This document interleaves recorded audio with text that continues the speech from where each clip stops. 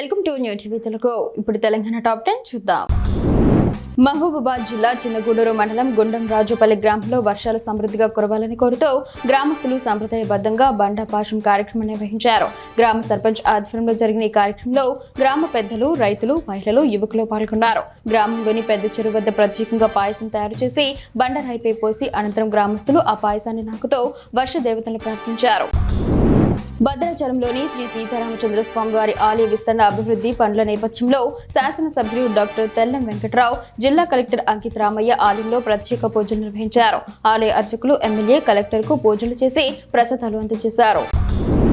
Madhav Nagar railway over bridge పనులను వెంటనే పూర్తి చేసి ప్రజలకు అందుబాటులోకి తీసుకురావాలని సిపిఎం జిల్లా కార్యదర్శి ఏ రమేష్ బాబు అన్నారు. నిజామాబాద్, హైదరాబాద్ ప్రధాన రహదారిపై సిపిఎం జిల్లా కమిటీ ఆధ్వర్యంలో రైల్వే ఓవర్ బ్రిడ్జ్ పనులను పరిశీలించిన ఆయన 5 ఏళ్లు గడుస్తున్నా పనులు పూర్తి కావడం లేదని మండిపడ్డారు. ప్రయాణికుల సమస్యలను తక్షణమే పరిష్కరించాలని డిమాండ్ చేశారు.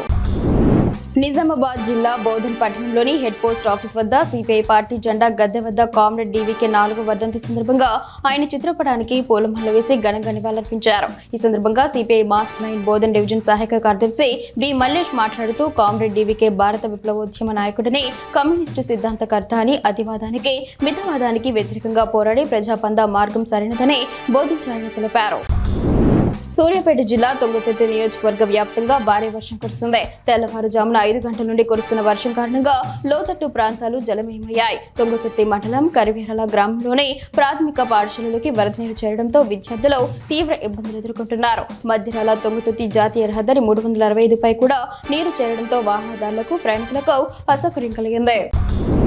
తుంగతుర్తి నియోజకవర్గ వ్యాప్తంగా తెల్లవారుజామున 5 గంటల నుండి భారీ వర్షం కురుస్తోంది. మధ్యరాల తుంగతుర్తి జాతీయ రహదారి 365పై వర్షం కారణంగా వాహనదారులు, ప్రయాణికులు తీవ్ర ఇబ్బందులు ఎదుర్కొంటున్నారు. రాగల 2-3 రోజులు కూడా భారీ వర్షం కురిసే అవకాశం ఉందని వాతావరణ అధికారులు సూచిస్తున్నారు. ప్రజలు అప్రమత్తంగా ఉండాలని హెచ్చరికలు జారీ చేశారు.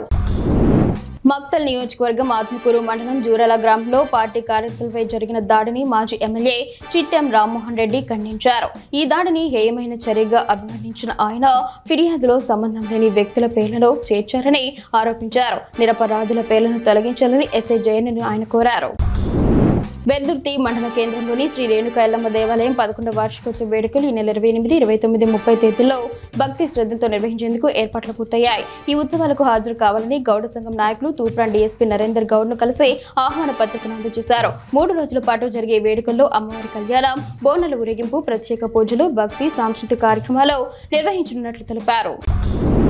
నారాయణపేట జిల్లా రూరల్ మండలం జాజాపూర్లో ఎన్యూమరేషన్ ఫారాల పంపిణీ కార్యక్రమాన్ని జిల్లా కలెక్టర్ సిహెచ్ ప్రియాంక స్వయంగా పరిశీలించారు. వసుదే కిష్టప్ప ఇంటికి వెళ్లి కుటుంబ సభ్యులకు ఫారాలు అందజేసి ప్రతి ఇంటికి ఫారాలు అందించాలని అధికారులను ఆదేశించారు.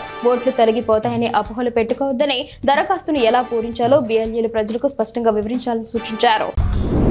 ప్రత్యేక ఓటరు జాబితా సవరణ కార్యక్రమంలో భాగంగా వరంగల్ పశ్చిమ ఎమ్మెల్యే నాయని రాజేందర్ రెడ్డి వారి కుటుంబ సభ్యుల ఓటరు వివరాల ఎన్యూమరేషన్ ప్రక్రియను అధికారులు పూర్తి చేశారు. బాలసముద్రంలోని ఎమ్మెల్యే క్యాంప్ కార్యాలయంలో ఈ ప్రక్రియ జరిగింది. ఈ కార్యక్రమంలో ఆర్డీఓ వెంకటేష్, ఎంఆర్ఓ రవీంద్ర రెడ్డి, నాయబ్ తహసీల్దార్ విఠలేశ్వర్, ఆర్ఐ దశరథ్, రామరెడ్డి, పిఎల్ఓ సరస్వతి పాల్గొన్నారు. అధికారులు ఎమ్మెల్యే వారి కుటుంబ సభ్యుల వివరాలు సేకరించి నమోదు చేశారు.